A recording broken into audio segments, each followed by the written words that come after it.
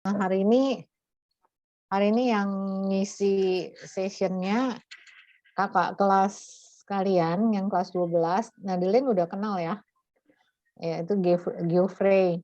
Geoffrey ini pernah ikut penyisihan tingkat nasional ya? Masih provinsi sih, Bu, yang mau ke KSN. Iya, iya. Jadi provinsi ya.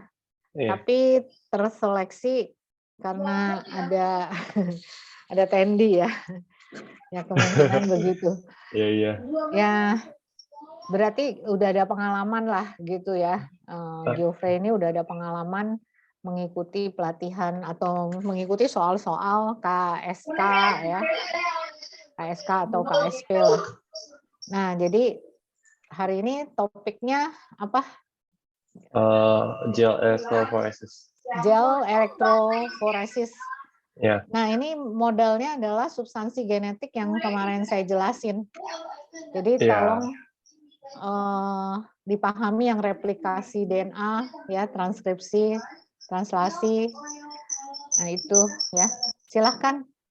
Oh ya, oke. Share screen dulu ya.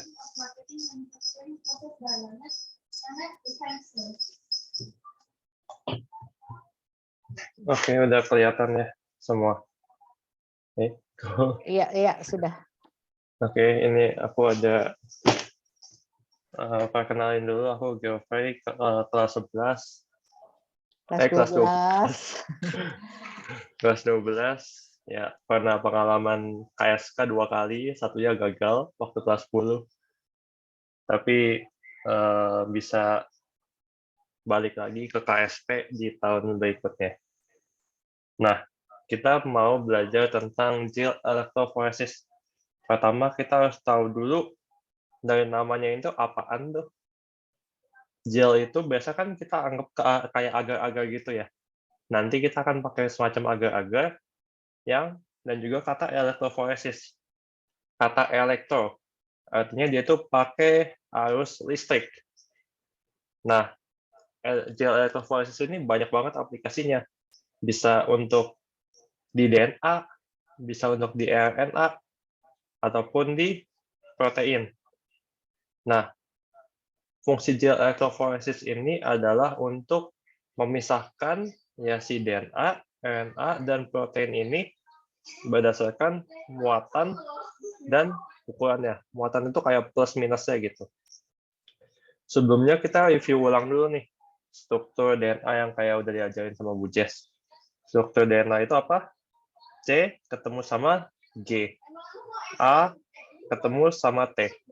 Ini penting, tapi ada yang lebih penting, yaitu struktur yang lebih lengkapnya.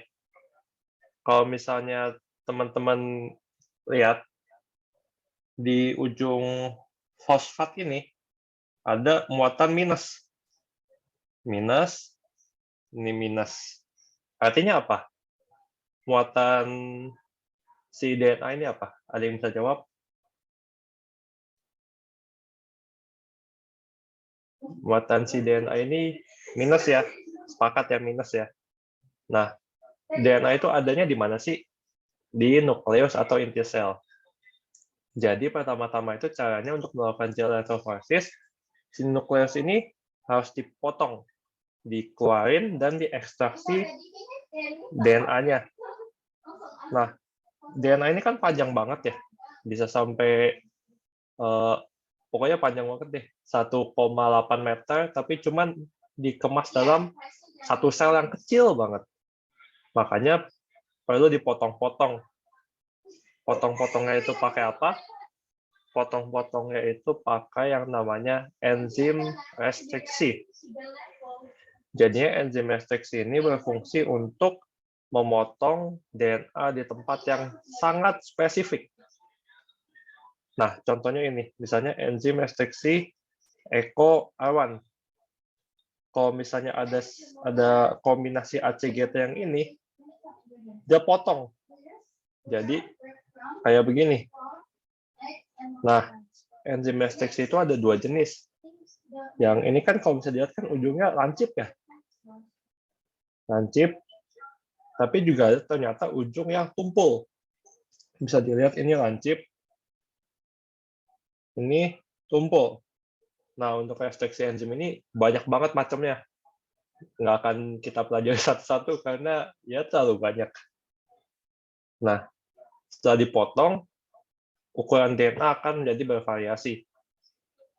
Ada yang kecil, ada yang gede, ada yang sedang. Nah, si DNA itu kita siapin dalam suatu sistem elektroforesis. Bentuknya itu begini. Jadinya ini ada agarose. Nah, gelnya itu yang dimaksud adalah agarose. Agarose itu kayak agar-agar, tau nggak? Sarang burung walet yang kayak teman-teman punya mungkin di rumah ya, sarang burung walet itu tapi versi mahalnya gitu. Nah, strukturnya itu aut-autan si agarose ini. Kayak begini. Dia itu random gitu strukturnya. Terus si DNA-nya dimasukin ke salah satu ujung dari si agarose ini. Kalau misalnya bentuknya kayak begini nih. Kalau bisa dilihat. Gitu. Nah, terus karena DNA-nya tadi muatannya minus, logikanya apa? Muatan minus bisa ditarik sama muatan plus. Makanya di satu sisi, di sisi yang ada DNA-nya kita masukin tadi, kita kasih muatan minus. Tapi di sisi seberangnya, kita kasih muatan plus. Artinya otomatis nanti DNA yang tadi di sini akan ketarik ke arah sini. Karena DNA-nya minus ketarik ke kutub positif. Nah, yang mempengaruhi lebar DNA-nya ditarik itu apa sih? Adalah ukurannya. Ukuran DNA. Semakin besar ukuran DNA, maka dia akan sulit untuk melewati celah-celah yang ini nih. Kan logikanya, misalnya DNA-nya besar banget, akan lebih susah untuk melewati lubang yang kecil gitu. Tapi kalau DNA-nya kecil, akan lebih mudah melewati lubang-lubang dari agarose-nya ini. Makanya kita bisa kasih kesimpulan bahwa semakin sedikit dia bergerak ya kan dari sini doang nih, akan berarti DNA-nya lebih panjang. Kalau misalnya dia bergerak ke jauh banget dari sini, artinya dia itu lebih enteng. Oke, bentuknya itu begini nih. Ada yang vertikal, ada juga yang horizontal.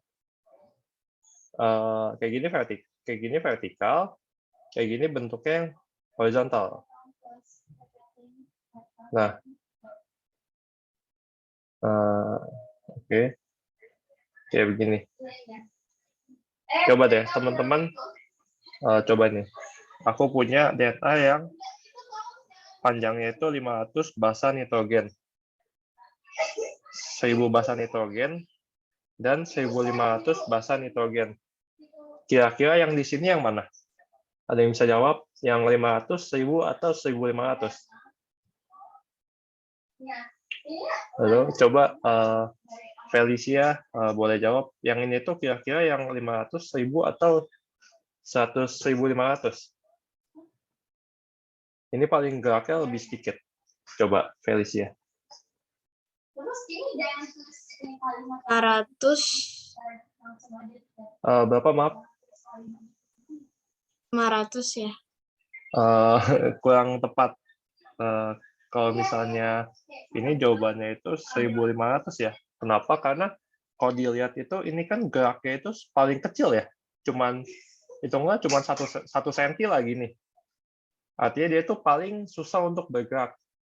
Nah, kalau yang susah untuk bergerak itu yang mana? Yang gede DNA-nya. Nah, coba deh siapa Kif.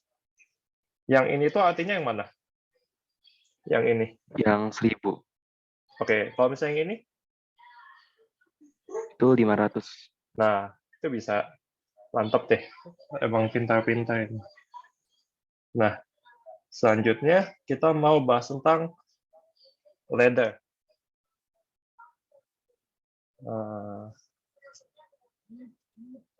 Kita kan kalau misalnya tahu ukurannya, kita perlu kayak penggaris ya dong. Kita penggaris tahu 1 cm, 2 cm, 3 cm, 4 cm. Nah, kalau misalnya di gel electrophoresis juga ada penggaris ya namanya ladder. Dia itu kayak nentuin ukurannya. Kalau misalnya DNA-nya di sini, dia berarti 20.000 persen nitrogen. Kalau misalnya di sini berarti 3.000. Nah, gitu. Kalau misalnya di sini contohnya, ternyata kelihatan DNA-nya itu ada yang di 7.000. Ada juga yang di 1.500. Gitu. Nah, tapi dari tadi kita bisa belajarnya buat apa ya? Buat apa sih kita belajar gel electrophoresis? Salah satu aplikasinya adalah di forensik atau kejahatan-kejahatan gitu. Misalnya nih, ada seorang yang dibunuh oleh si A. Ternyata si A itu DNA-nya ketahuan di tempat pembunuhan. Habis nih, DNA si A. Terus di electrophoresis jadinya polanya kayak gini. Polanya ini. Nah, terus polisi pasti netepin dong, ada 3 tersangka, misalnya suspek 1, 2, dan 3. Artinya kalau misalnya electrophoresis-nya sama, artinya orangnya sama. Coba siapa? Evelyn. Kira-kira kalau misalnya kamu baca dari grafik ini, yang jadi pembunuhnya siapa? Suspek 1, 2, atau 3?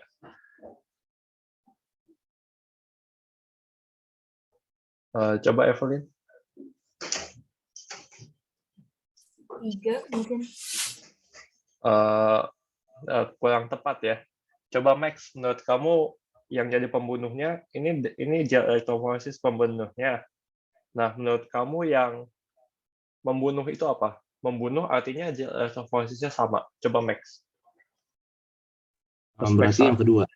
Ya, kenapa? Karena ternyata sama persis loh. DNA-nya setelah dipotong pakai enzim ekstraksi, terus di gel electrophoresis ternyata sama persis. Nah, itu yang kita biasa pakai di forensik. Tapi mungkin ini caranya udah agak kuno ya. Cuman karena prinsipnya sama, ya aku jelasin. Selanjutnya kita akan belajar. Sampai sini ada yang mau ditanya? Ya, Geoffrey mungkin mereka biar tanya dulu ya. Ya. Ada yang mau ditanyain dulu. Jadi intinya ini kan untuk mencari kebenaran ya, betul nggak? Misalnya ini ya salah satu tadi manfaat. suspek. Iya. Terus misalnya kalau anak tertukar, kayak gitu Ya, ya. bisa juga itu bisa. Iya, begitu. Anak tertukar. Bisa ke atas nggak? Geoffrey, ke atas, ke atas.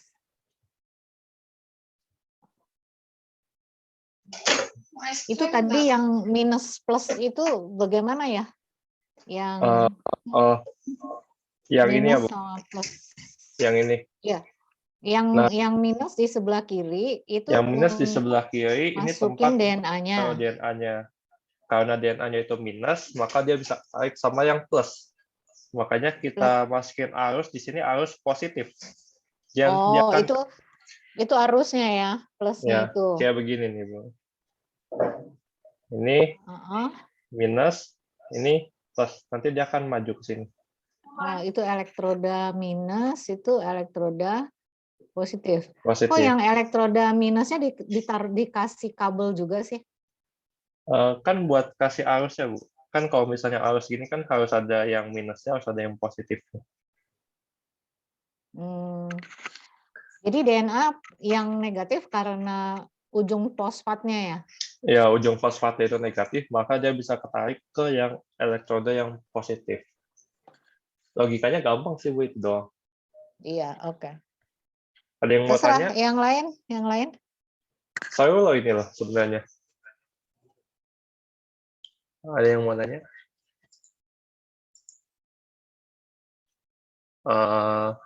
Kif, paham Kif?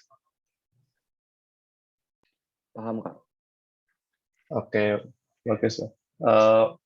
Felicia, Nadelin paham? Paham. Oke. Eee, Tian, saya mau nanya lagi, itu berarti DNA yang dipotong itu Ya, sedapatnya ya?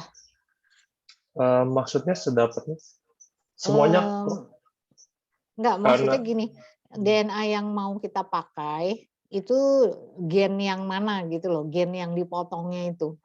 kalau Susunan basa nitrogennya yang dipotong, apakah itu sesuai enzimnya saja? gini sih Bu, kalau misalnya ini kan kita cuman mau tahu kayak buat komparasi antara satu gen dengan gen yang lain kayak tadi nangkep pembunuh kan. Ya, Nah, jadi heeh, kita bisa ngambil satu kromosom asal, misalnya kromosom nomor 15. Terus kita ya. masukin enzim ekstraksi dua-duanya sama nih. Jadi dia kan Oh, potongnya di sisi yang sama. Dan kalau misalnya kromosomnya sama persis, maka ukurannya juga akan sama. Kalau misalnya kromosomnya mhm, beda, artinya motong enzim ekstraksinya beda juga. nanti beda. Nanti beda Oh. hasil elektroforesisnya. Oh, jadi, random aja ya? Nggak harus, nggak harus gen apa gitu, misalnya harus kromosom satu, harus kromosom, berapa gitu, ini random aja berarti ya? Eh, kalau mungkin yang bagi saya yang awam mungkin random ya, kecuali mungkin yang ahli-ahli udah mungkin pasti menghitung lah. Kalau misalnya Heeh, pakai kromosom berapa, kemungkinan kebenarannya berapa, gitu-gitu sih Bu. oh, saya Ya. kira tergantung enzimnya juga kan, dia, pakai enzim jenis apa yang bisa motongnya di mana gitu kan? Nah, itu nanti selanjutnya akan dibahas di Oh blotting. iya, oke, oke. Nah, Ya silakan, kalau nggak ada pertanyaan lagi lanjut aja. eh, oke. Selanjutnya kita akan belajar mengenai Southern blotting. Southern itu dinamai berdasarkan nama penemunya. Nah, penemunya itu belakangnya ada kata Southern-nya gitu. Fungsinya untuk apa? Mari kita sedikit agak bingung ya. Jadi nih misalnya, teman-teman punya satu gen. Misalnya teman-teman punya gen A, punya gen A yang mengatur misalnya tinggi tanaman. Nah, teman-teman tahu ACGT gen A-nya ini. Terus teman-teman mau lihat nih, di suatu sel, ada nggak sih gen A-nya? Teman-teman tahu ACGT suatu DNA, suatu gen, terus teman-teman mau lihat di suatu sel, ada nggak sih gen ini? Jawabannya cuma dua, ada atau enggak. Nah, tujuan dari Southern blotting ini adalah untuk lihat di suatu sel ada atau enggak gen yang kita mau lihat. Oke, udah cukup paham ini soalnya basic ya. Eh, Max, paham nggak maksudnya? Paham, Kak. Oke, kalau misalnya udah paham, kita lanjut ya. Nah, untuk melakukan Southern blotting, kita pakai namanya DNA hybridization technique. Wah, apa nih itu? Kayak nama Inggris gitu. Nah, ini coba aku jelasin ya. DNA hybridization itu menggunakan teknik sifat komplementer DNA. Kan kalian semua udah belajar DNA itu komplementer kan? 35, terus juga 53. Kayak begini. Ini daerah 5 ke 3, ini daerah 5 ke 3. Saling komplementer. Artinya kalau aku cuman punya satu strand yang begini, nanti kalian saya ini 3, 5 aksen. Artinya kalau misalnya kalian punya strand yang 3 aksen, 5 aksen, bisa nempel dong. Prinsipnya begitu. Karena dia komplementer. Oke? Nah, pertama-tama kita harus tahu dulu sequence DNA atau gen yang kita mau lihat. Misalnya kita tahu misalnya gen A itu AA, AA, G, C, T, A. Kita mau tahu di suatu sel gen ini tuh ada atau enggak. Oleh karena itu kita bisa dong buat komplementernya atau yang disebut dengan probe. A komplement sama T, G komplement sama C komplement sama G, T komplement sama A komplement sama T. Nah, probe ini gunanya untuk apa? Kalau kita punya probe dan kita kasih ke DNA suatu sel, kalau misalnya ada yang komplementer, dia akan nempel. Nah, biar probe-nya kita bisa lihat, probe-nya ini bisa dikasih ke warna hijau. Misalnya contoh hijau. Nah, begini. Kalau misalnya DNA sel yang kita mau lihat, ada gen yang kita mau tahu ada atau enggak, maka probe-nya bisa nempel dan kasih sinyal kita warna hijau. Kalau misalnya DNA ternyata nggak punya gen yang kita mau lihat, ya probe-nya nggak ada nempel, jadi ya kosong aja. Nggak ada warna hijau atau apa-apa. Begitu prinsipnya. Nah, seperti yang tadi elektroforesis, ya teman-teman udah paham lah ya. Pertama nukleus, DNA-nya diekstraksi, terus dipotong pakai enzim restriksi, dan di elektroforesis. Misalnya aku punya begini. Ini contoh elektroforesis yang misalnya kita mau lihat ada nggak gennya gitu. Tapi ada satu masalah nih. Hasil elektroforesis ini nggak spesifik. Dia cuma misahin DNA berdasarkan ukurannya doang. Tapi kita nggak tahu nih, gen A yang kita mau cari itu ada atau enggak nih? Adanya di mana? Di suspek pertama, suspek 2, atau suspek 3. Dan ada satu masalah lagi. Dua deh. Dua masalah lagi. Pertama, DNA yang kita pisah-pisahin itu masih double stranded, masih saling komplementer. Artinya, kita nggak bisa dong nempelin probe di sini. Karena dia masih kuat ikatan hidrogennya antara antara DNA yang masih komplementer ini. Jadinya, kita pisahin DNA-nya ini. Jadi single stranded. Jadi cuma satu rantai gitu. Masalah kedua, agarose yang kita pakai ini di elektroforesis ternyata mudah banget hancur. Kita angkat dikit hancur, kita pindahin dikit hancur. Terus kita harus gimana? Ternyata bisa pakai namanya nitrocellulose paper atau filter yang lebih kuat dibandingkan gel agarose. Jadi nanti kita akan transfer DNA hasil elektroforesis ini ke nitrocellulose paper-nya ini. Oke, sampai sini paham? Nadelen paham? Paham. Evelyn paham? Paham. Oke. Selanjutnya ini agak sulit ya. Ini adalah proses untuk transfer dari agarose ke nitrocellulose paper-nya. Pertama, agarose itu ditaruh di bawahnya dulu, ditaruh dulu. Habis itu di atasnya baru ditumpukin si nitrocellulose paper-nya. Jadi begini. Jadi ini agarose, ini nitrocellulose paper. Terus dikasih beban. Kenapa sih dikasih beban? Pertama, ada dua penyebab ya. Pertama, biar gel sama papernya ini nempel gitu, nempel. Jadi nggak ada celah di antaranya. Kalau dibuat 2D begini. Ini nitrocellulose yang merah, ini gel, dan ini beban. Nah, beban ini kan kasih tekanan nih ke bawah. Artinya kalau kita menekan suatu ke bawah, maka akan ada gaya reaksi ke atas yang dinamain gaya kapilaritas.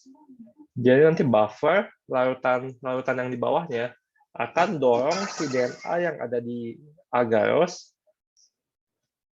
untuk naik dan nempel ke membrannya ini. Jadi begini, nanti gerak pelan-pelan dan DNA ke transfer deh ke membran. Karena ada gaya kapilaritas si air dorong DNA-nya untuk nempel di nitrocellulose paper. Oke. Selanjutnya nih, misalnya kita dapat begini hasil elektroforesisnya. Sebenarnya hasil elektroforesisnya itu harusnya sama ya, sama kayak begini. Sama. Ini cuma diganti jadi nitrocellulose paper-nya doang. Nah, habis itu saatnya kita mau cek nih, ada nggak sih gen yang kita mau lihat di DNA sel tersebut. Oke. Sebelum itu, kita harus udah punya probe-nya. Kita harus udah bikin probe-nya. Nah, si probe-nya ini kita kasih senyawa radioaktif isotop. Jadinya dia itu bisa dari misalnya begini. Ini misalnya probe untuk gen A. Ini probe untuk gen B. Probe A akan nempel ke sini. Probe B akan nempel ke sini. Oke, habis nempel, si radioisotopnya akan memancarkan suatu sinyal. Nah, sinyal ini bisa dibaca dengan proses namanya autoradiografi. Intinya nanti si radioisotop ini bisa kebaca keberadaannya gitu. Misalnya kita ambil contoh begini. Ternyata gen B itu adanya cuma di sini. Di sini, dan gen A adanya di sini setelah di radiografi. Kita coba lihat komparasinya ya. Ini sebelumnya. Yang semua gen yang kita elektroforesis.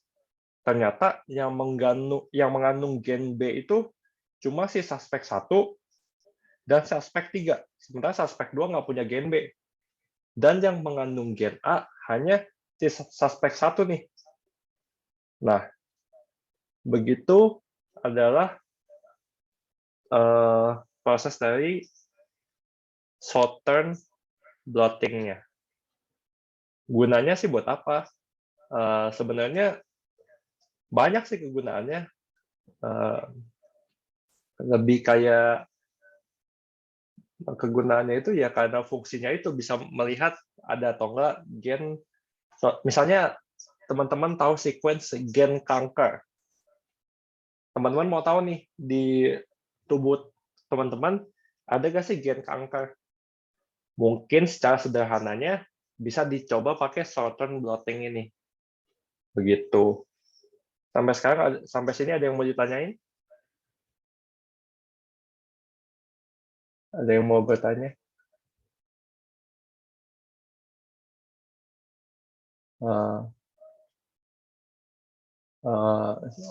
Ada yang mau nanya?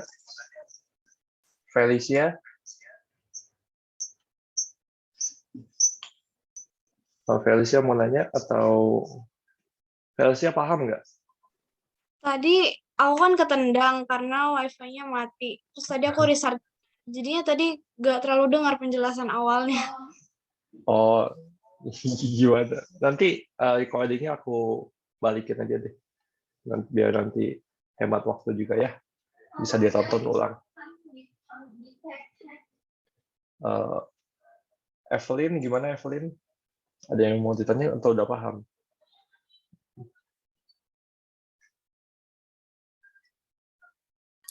Nggak ada yang ditanya, Kak. Max gimana Max? Sampai sini belum ada sih, Kak. Paham nggak? Atau kecepatan atau gimana? Kecepatan atau enggak menurut kamu? Nggak kecepatan. Oke. Bu Jess gimana Bu? Gimana? Ya, bisa dilanjut kali ya. Oke. Ya. Ibu sendiri ada pertanyaan nggak?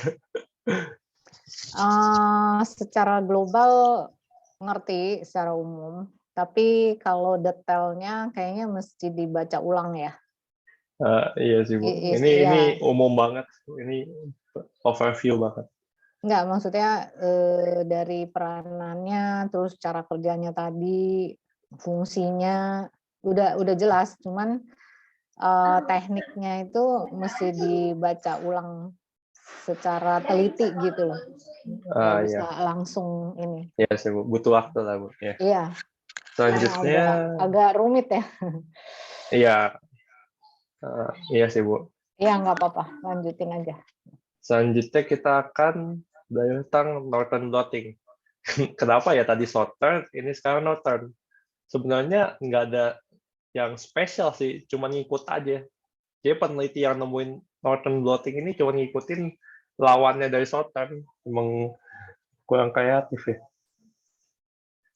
Nah, bedanya sama southern, yang northern ini kan, yang southern itu kan buat untuk DNA. Nah, northern ini adalah untuk mendeteksi RNA. Tadi kan DNA, ini RNA. Sebelum itu kita harus tahu bahwa RNA itu apa sih? RNA udah diajarin belum, Bu? Udah. Nah, jadi tahu ya bedanya kalau misalnya DNA itu deoksiribosa, nggak ada atom O. Kalau misalnya RNA itu ribosa, ada atom O. Kalau misalnya di sini timin, di DNA, di RNA, uracil.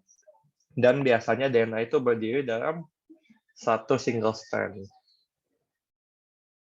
Nah, jadi sama kayak northern blotting ini tujuannya kita mau tahu suatu kode spesifik yang kita udah tahu ada atau enggak di RNA yang kita mau periksa. Jawabannya ada atau enggak. Gitu dong. Nah, biasanya northern blotting ini digunakan untuk mRNA. mRNA itu yang untuk sebagai kodon ya, untuk membawa pesan sintesis protein. Nah, mRNA ini kan adanya di sitosol. Makanya kita akan ambil sitosolnya, lalu kita ekstrak mRNA-nya. Tetapi ada masalah nih, mRNA itu kan single strand doang. Nah, bisa aja kemungkinan kelipatnya itu ada antara atom C dan G, A sama U, dan sebagainya. Jadinya kita nggak bisa elektroforesis sesuatu yang kelipat-lipat gini nih. Oleh karena itu kita harus buat dia jadi lebih linear. Caranya pakai denaturating gel electrophoresis. Jadi habis linear itu semuanya itu lurus-lurus gitu RNA-nya. Jadi bisa di electrophoresis. Dan kita harus ingat bahwa RNA itu kecil banget dibandingkan DNA. Jadi yang nggak perlu lagi tuh dipotong-potong pakai enzim ekstraksi gitu-gitu. Nah, habis itu tinggal di electrophoresis. Hasilnya ini aku ambil dari yang tadi juga. Hasil misalnya ini, anggaplah ini hasilnya. Ini hasil electrophoresis RNA-nya. Terus dikasih kayak yang tadi, ini tuh dikasih probe, terus kita bisa tahu bahwa ternyata sequence ACGT mRNA yang kita punya ada di sini, sini, dan sini. Sama aja kayak DNA, tapi bedanya yang ini tuh RNA gitu subjeknya. Nah, selanjutnya kita mau tahu cara buat probe untuk RNA. Yang ini yang versi agak bagian sulitnya dari si southern ya. Rumitnya di sini. Nah, kita kan punya RNA target yang kita udah tahu kodenya gitu. Artinya kalau RNA itu kita bisa buat komplementer ya dong. Kalau misalnya ini 3 aksen, 5 aksen, ini kita bisa buat 5 aksen, 3 aksen gitu. Tetapi selain pakai RNA juga yang A ketemu sama U, kita juga bisa pakai DNA, yaitu A ketemu sama T. Jadi ada 2 alternatif nih. Teman-teman bisa pilih probe-nya itu mau bentuk RNA atau bentuknya DNA. Gitu. Nah, kayak tadi, habis sudah selesai dibuat probe-nya, dikasih radioisotop yang tadi pakai autoradiografi untuk dicek gitu radioaktifnya. Dan ada satu lagi nih, tekniknya namanya pakai chemiluminescence. Artinya si probe-nya ini kita tempelin sesuatu zat yang bisa kasih warna gitu. Jadi kita bisa lihat nih, oh di sini ada warna biru. Artinya gen yang kita cari ada gitu. Nah, yang agak susahnya di sininya. Ini mungkin teman-teman agak asing, tapi percayalah ini itu dipakai hampir setiap hari. Tebak di mana? Jawabannya ada di PCR test. Ini ada teknik yang dipakai di PCR. Yang biasa untuk tes COVID itu ini dipakai nih caranya. Jadinya kita itu harus buat komplementernya dengan menggunakan reverse transcriptation. Itu tekniknya, makanya enzim namanya reverse transcriptase. Jadinya kan biasanya dari DNA kita ngebuat RNA.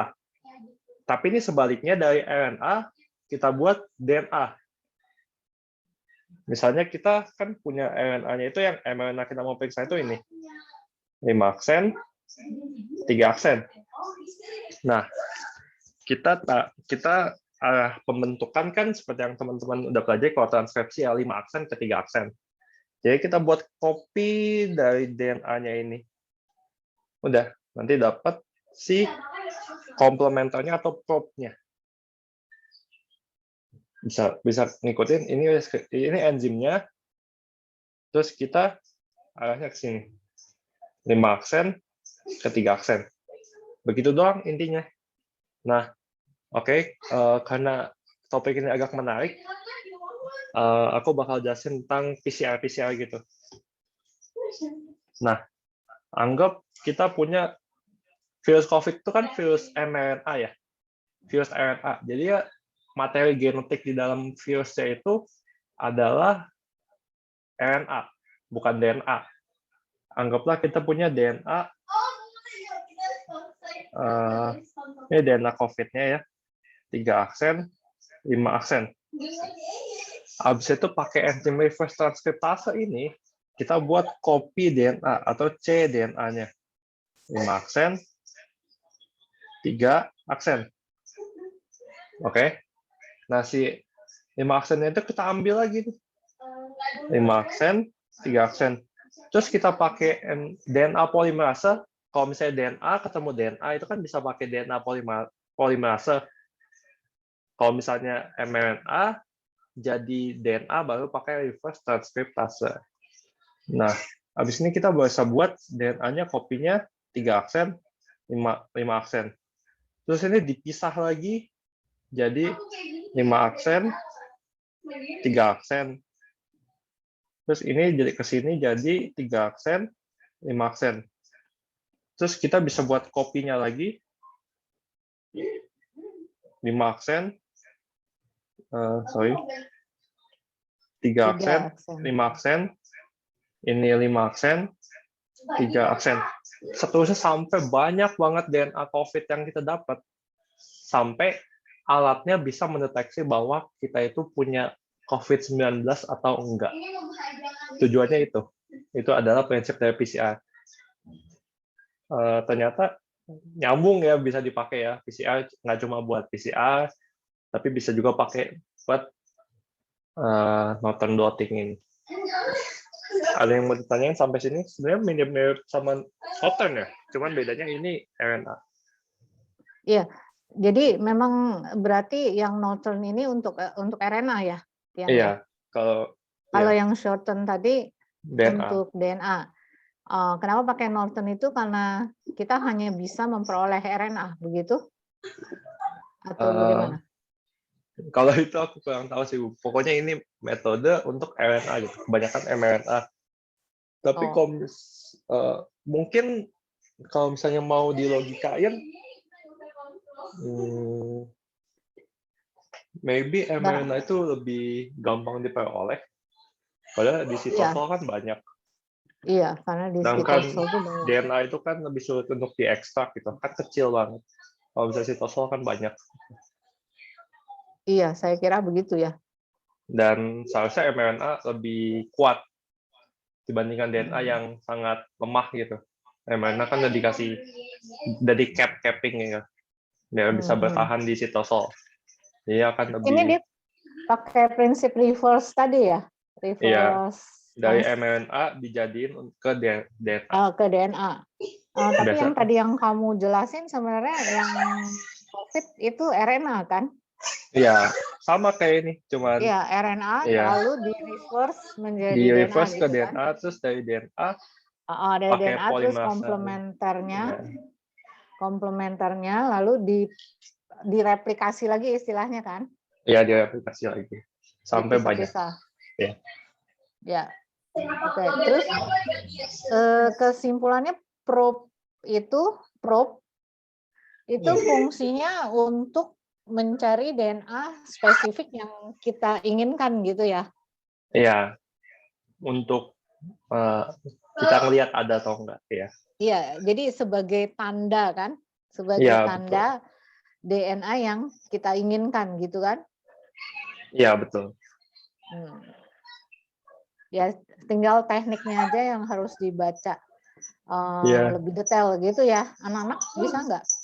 Feli, Max, Evelyn, Madeline, Kev. Ini kenapa Pak Geoffrey-nya menjelaskan ini, karena materi tentang ini sering sekali keluar ya. Gitu ya. Ya, kebanyakan dalam bentuk ini ya, maaf, dalam bentuk ininya sering keluar. Dan kamu harus bisa baca ininya. Karena kalau misalnya itu ladder-nya itu untuk apa ya? Kayak penggarisnya gitu, Bu. Untuk lihat ukurannya gitu. Kayak patokan ukuran. Oh, ukuran antar gennya ya? Ukurannya berapa BP itu base pair, Bu, pasang nitrogen. Jadinya kalau misalnya di posisi 1, kalau misalnya di sini, nah kita bisa katakan bahwa dia ukurannya 20, dia punya 20.000 basa nitrogen. Kalau misalnya di sini 2.000 gitu sih, Bu. Oh, cuman itu aja ya. Iya. Tapi kan prinsipnya kalau misalnya mau cari suspek posisinya sama gitu kan? Iya, gitu. Posisinya sama. Biasanya nggak harus sama sih, Bu. Kebanyakan kita ambil yang paling banyak miripnya. Paling banyak mirip. Oke. Ya, silakan anak-anak, ada yang mau tanya? Ada yang mau tanya? Saya nggak tahu seberapa nyambung, tapi harusnya tentang DNA, RNA sebelum libur sih, semester gasal itu udah saya jelasin. Minggu lalu waktu dengan saya, kita ngebahas soal replikasi dan transkripsi. Nanti mau ditanya kalau bingung jawabnya. Nadelin, ada yang mau ditanya? Sejauh ini belum. Oke. Lumayan seru kan, Bu? Kalau misalnya dilanjutin. Kalau buat saya sih seru. Kalau anak-anak saya nggak tahu, karena ini kan kayak spesifik ya, spesialisasinya lagi kan. Kalau mau kuliah ini biotek gitu, ya. Iya, biotek, ya benar. Biotek, teknologi pangan juga belajar kan? Iya, harus belajar. Mau dilanjutkan nggak ya, Bu? Ada satu lagi, tapi 15 menit lagi. Ya, 15 menit ya. Iya, secara cepat aja ya. Cepat aja ya, Bu. Iya, Western. Oke, kita selanjutnya ke Western. Tadi udah Southern, Northern, sekarang Western. Tadi Northern itu RNA, Southern itu DNA, Western itu protein. Jadinya kita mau detek nih di suatu sel ada nggak sih protein X yang kita udah tahu nih sequence-nya gitu. Oke. Nah, tapi ada bedanya sama Southern dan Northern. Ini gelnya itu bukan pakai agarose, tapi pakai polyacrylamide. Gitu. agak susah sih namanya polyacrylamide, bukan agarose. Jadinya secara garis besarnya itu, ini ada sel dengan proteinnya. Lalu selnya kita pecah, lalu kita ambil proteinnya. Oke, gampang kan? Cuma diambil protein. Nah, yang agak sulitnya itu selanjutnya. Ibu udah dikasih tahu tentang protein belum? Pas sintesis. Protein enggak ya, saya juga kurang paham. Oh, maksudnya macam-macam protein ya? 20 Pas macam. valin gitu-gitu. Udah belum? Harusnya udah ya, karena kan translasi udah. Iya, Hanya oke. nggak sampai detail itu rumus kimianya sih. Iya, nggak penting juga sih rumus kimianya. Nah, protein itu dibagi jadi 4. Ada non-polar, ada plus, ada minus, dan juga ada yang polar. Tapi yang non-polar sama polar kita singkirin dulu. Kita fokus ke plus dan minus. Logikanya gini, kalau misalnya kalian langsung masukin protein ke gel electrophoresis, nanti akan kepisah dong. Yang plus akan ke kutub min, dan yang min akan ke kutub plus. Jadinya ya kita nggak bisa baca data apa-apa gitu. Kita nggak bisa tahu beratnya itu kayak gimana. Karena dia kepisah berdasarkan muatannya, bukan berdasarkan beratnya. Jadi oleh karena itu, kita harus akalin dulu. Caranya adalah kita buat semua proteinnya itu minus. Kita sama ratakan semua muatannya, jadi semua protein yang kita punya itu minus. Caranya adalah kita pakai senyawa, kita kasih senyawa SDS. SDS itu strukturnya begini, nggak harus dilihat strukturnya, yang penting kita fokus ke muatan minus yang ini. Jadi, si SDS ini akan nempel di sepanjang protein, ini minus SDS, SDS, SDS, SDS, dan akan buatnya itu semua protein itu minus. Jadi nggak ada plus, dan semuanya itu minus. Yang minus tetap minus, yang plus jadi minus. Itu. Terus kita electrophoresis seperti biasa, masukin ke tempatnya ini, masukin ke tempatnya, terus kita nyalain arus, di mana yang atas itu pasti minus kayak biasanya, dan plus sehingga si proteinnya itu ketarik dari sini ke sini, karena dia itu minus, jadi dia ketarik ke yang plus. Lalu begini, jadilah suatu electrophoresis protein. Hasilnya bisa dibilang mirip-mirip sama yang tadi, mirip-mirip sama yang ini. Mirip banget sama yang itu, karena prinsip electrophoresisnya itu sama. Cuma beda step sebelumnya yang menyamakan semua muatannya. Nah, setelah itu kita transfer ke membran, nitrocellulose membran, biar lebih kuat, biar nggak mudah rapuh gitu. Lalu kita masuk ke tahap yang paling seru, yaitu probing. Kita mau tandain apakah protein yang kita mau lihat itu ada nggak sih di suatu sel gitu. Tapi ini kan protein ya. Kalau misalnya DNA bisa pakai komplementer, RNA bisa pakai komplementer. Apa yang komplement sama protein? Jawabannya adalah antibody. Antibody kita itu kan sering dengar dong antibody nempel ke virus gitu-gitu. Nah, pembungkusnya virus itu kan protein. Jadi antibody bisa nempel spesifik ke suatu protein. Nah, antibody ini didesain yang spesifik gitu. Caranya begini, prinsipnya namanya ELISA. Kayak nama orang. Jadinya, pertama kita kasih antibody primer. Antibody primer itu antibody yang pertama kita kasih. Dan dia akan nempel ke protein yang kita mau.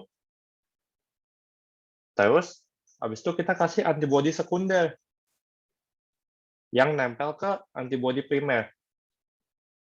Lalu di antibody sekunder ini, kita kasih enzim. Lah, buat apa ya ada enzimnya ya? Jawabannya adalah untuk kasih cahaya. Jadi enzim ini akan dikasih substrat. Nih, sebelumnya kita harus tahu prinsip enzim ya. Enzim itu adalah suatu zat protein gitu, yang dari substrat dikonversi jadi produk pakai enzim yang untuk mempercepat reaksinya. Nah, karena substratnya yang ini kita konversi bisa ke produk yang bisa menghasilkan cahaya, maka kita bisa lihat cahaya itu, lalu kita bisa tahu nih posisi proteinnya apakah ada atau enggak. Begitu. Contohnya misalnya, ini contoh data-data yang ada di soal Olimpiade ya, yang pakai Western gitu. Misalnya ini ada, anggap ini individu A, sel B, sel C. Dan ini protein 1, 2, dan 3. Nah, kalau bisa dilihat, si protein 2 ini ada di individu A dan individu B. Sedangkan di individu C ini kosong. Artinya si individu C nggak punya si protein MMP14 ini. Tapi biasanya kita akan analisis lebih jauhnya itu misalnya gini. Kita lihat tebelnya. Ternyata protein MMP14 ini lebih banyak di B dibandingkan di A. Kalau kita lihat ini kan lebih tebal dibandingkan ini. Terus juga kalau misalnya mau lebih dalam lagi, kita bisa lihat gini. Ini anggap individu A, ini anggap individu A setelah 24 jam dikasih suatu perlakuan dan 48 jam. Kita bisa lihat bahwa di 0 jam, protein MMP2 ini segini. Nah, setelah dikasih suatu senyawa, yaitu penjelasannya bisa baca di sini ya, yaitu senyawa batismastat ini, ternyata kalau misalnya dikasih ada impact-nya nggak sih gitu.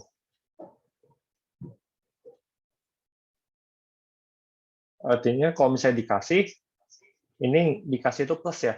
Kalau misalnya nggak dikasih itu minus.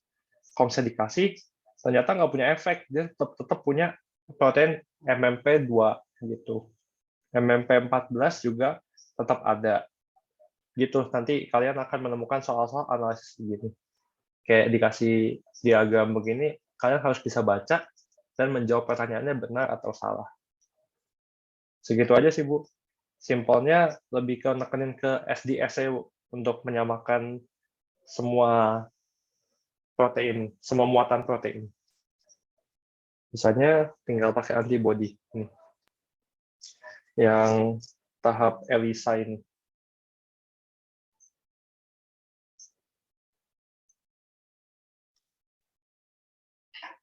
Oke, Oke, ada yang mau ditanyain? Mungkin agak cepat ya. lumayan. Ya memang begitu. Kira-kira kalau pelatihan KSK, KSP, KSN itu harus begini ya, anak-anak. Lebih cepat, Bu, Jadi biasanya. lebih cepat lagi. Dan Ini- harus basic-nya harus ada. Iya gitu, basicnya memang harus ada. Ini aja saya dapat dari Platda kemarin gambar ini. Iya. Iya. Ini bisa diperoleh nggak nih? Iya, nanti saya kirim aja. Bisa PDF. dikirimin ya. Terus Ya. biar saya kirimkan ke grup Binpres. Ya. Ya, Untuk anak-anak ini contoh kalau mau ikut KSK, KSP ya. KSN juga sama kali ya. Geofrey kayak begitu ya. iya, basicnya yang penting harus kuat. Nah itu Baca basicnya. Campbell. Enggak. Nah itu kan baca Campbell ya. Harus Ya, bisa itu. baca sendiri. Jadi tidak bisa mengandalkan penjelasan seperti ini nih. Misalnya udah dijelasin kayak gini, lalu kalian nanti baca-baca lagi sendiri gitu, Iya. ya. Kalau misalnya Kenapa? kalau misalnya mau persiapan bisa ke Campbell, baca bukunya, terus ke YouTube-nya juga aku sering nonton Shomus Biology atau Khan Academy juga boleh. Academy, terus Crash Course. Nah, ini 4 yang biasa jadi sumber-sumber gitu. Crash Course itu juga ada bukunya ya. Saya pernah kasih kamu bukan? Ini buku sih cuma e-booknya. Campbell. Buku e-book. Saya lupa sih, Bu. Saya baca Campbell doang sih, Bu. Campbell-nya udah lumayan ya. Jadi basic banget, Bu. Nah, yang mau saya tanya soal KSK, kayaknya emang keluar ya, yang tentang elektroforesis. Kayaknya belum ya. Sebenarnya gimana ya, Bu? Elektroforesisnya akan kepake di segala jenjang karena ini akan masuk di lebih kebanyak di biokimianya sih. Lebih ke genetika juga masuk. Walaupun nggak bisa aku pastiin masuk atau enggak, tapi kayaknya setiap soal pasti ada ya sering keluar gitu. Dan basic ini penting banget. Genetikanya Mendel itu ya? Mendel lebih ke ya, lebih rumit lagi. Lebih ke hukum Hardy-Weinberg, terus lebih ke pautan, pindah silang ganda, pindah silang tunggal. Betul. Ya, oke. Jarak gen gitu-gitu. Ya, jarak gen kan pindah silang ya. Iya, pindah silang. Iya. Gimana anak-anak? Udah pusing? Ada komen?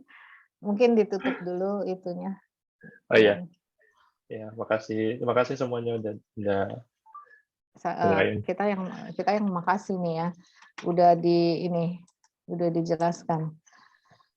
Anak-anak ada yang mau komen atau mau ya bukan nanya, mungkin ada komen sesuatu? Ya, kebetulan aku juga lagi belajar ngajar-ngajar gini, ada yang mau saran gitu, saya, Kak, mungkin kecepatan ngajarnya, atau Kak, terlalu simpel. Gimana? Ada yang mau komen nggak? Nggak apa-apa kok, santai aja. Sama-sama alumni BINPES harus saling membantu. Ini bukan alumni, mereka belum kan? Saya kan alumni, hampir. Ya, kamu yang alumni. Ada komennya? Ini mesti dibikin cerewet harusnya. Kalau terlalu kalem nanti nggak bisa dapat apa-apa ya. Ya udah nggak apa-apa. Nggak ada komen? Tanyain satu paham-paham dulu gak nih? Kif, paham nggak Kif? Paham, Kak, paham. Max? Paham, Kak. Felicia? Masih agak kurang sih, Kak, karena rumit banget. Terus tadi kan sempat nggak dengerin, paling mesti baca-baca lagi. Nggak apa-apa, ya. Evelyn? Mesti ngulang lagi sih kakaknya. Oke, Tadeline? Lumayan, cuman masih agak ya bingung soalnya rumit kan. Iya. Yang penting dicari perbedaannya, konsepnya lah ya. Selalu konsepnya, poin-poinnya gitu loh. Tadi udah dijelasin lumayan, nanti baca lagi atau dengerin rekamannya ya. Iya. Nih asik nih udah direkamin. Iya. Oke deh, karena udah 1:30, takutnya nanti